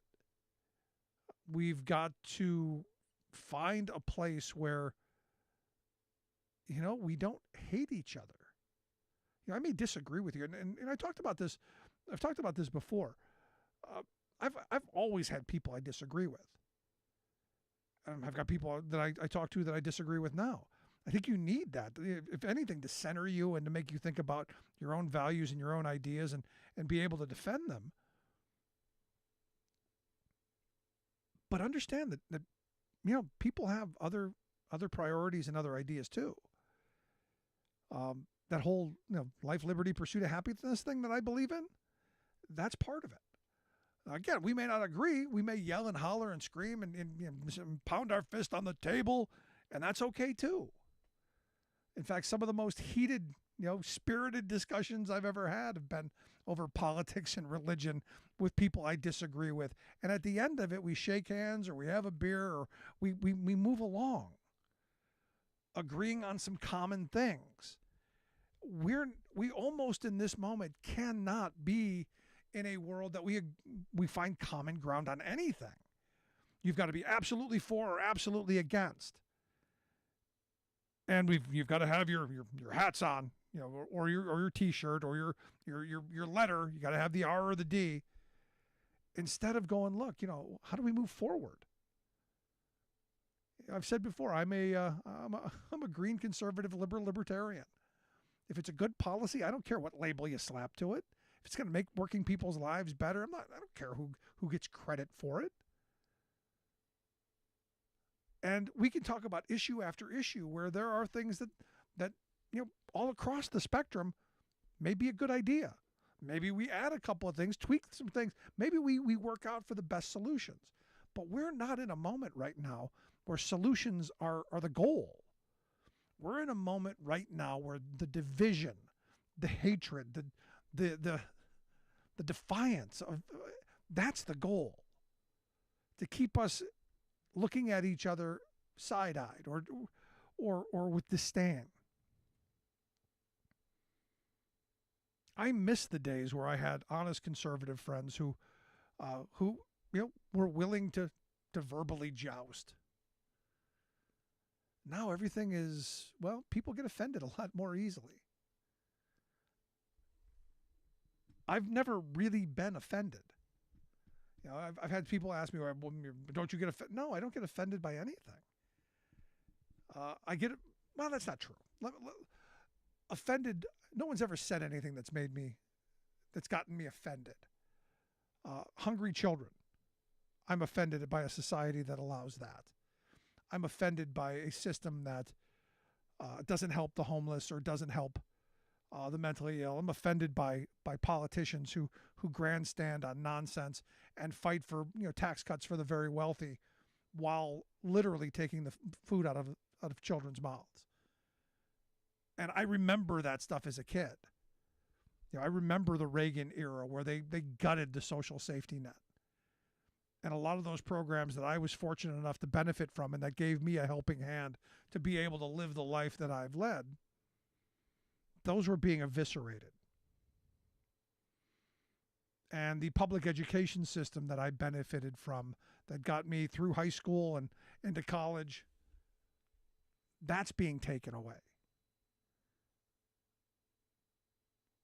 And it's being done, this is the interesting part, for all the partisan wrong reasons.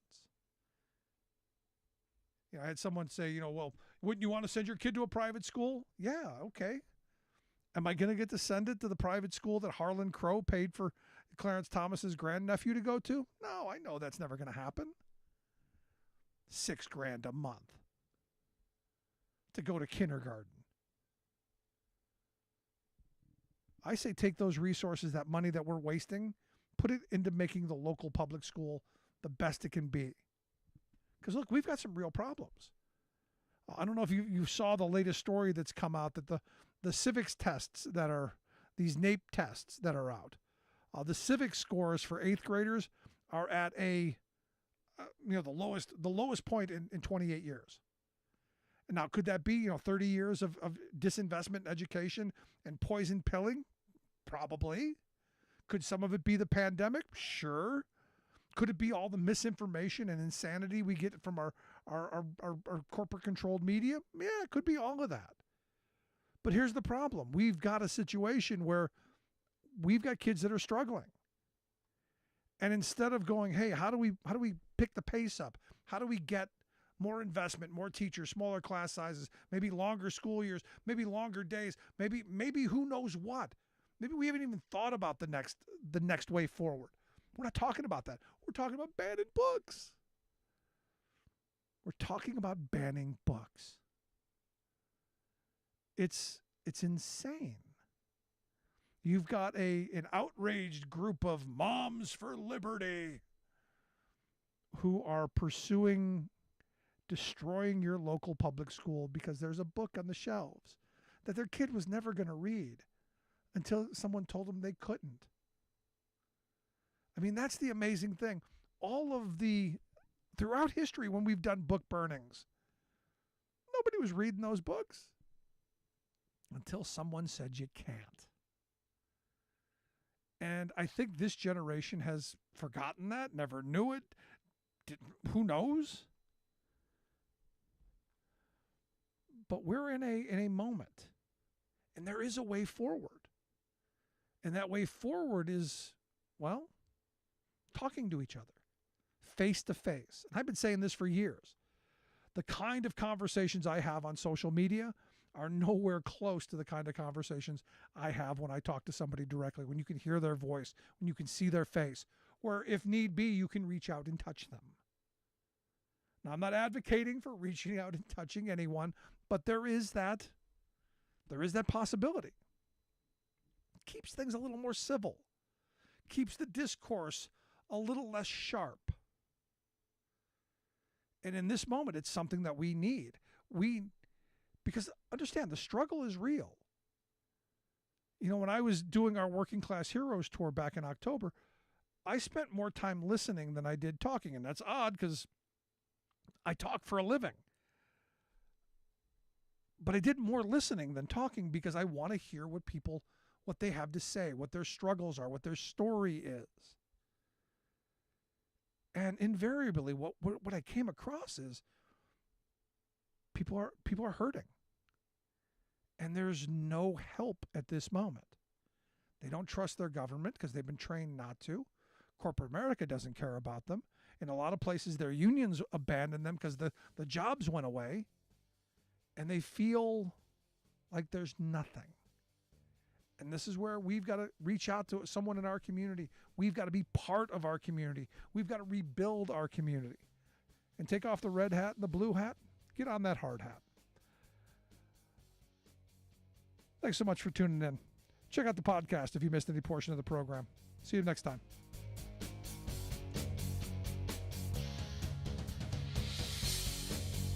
You've been listening to The Rick Smith Show. Email Rick at rick@thericksmithshow.com. Until next time, this has been The Rick Smith Show, where working people come to talk.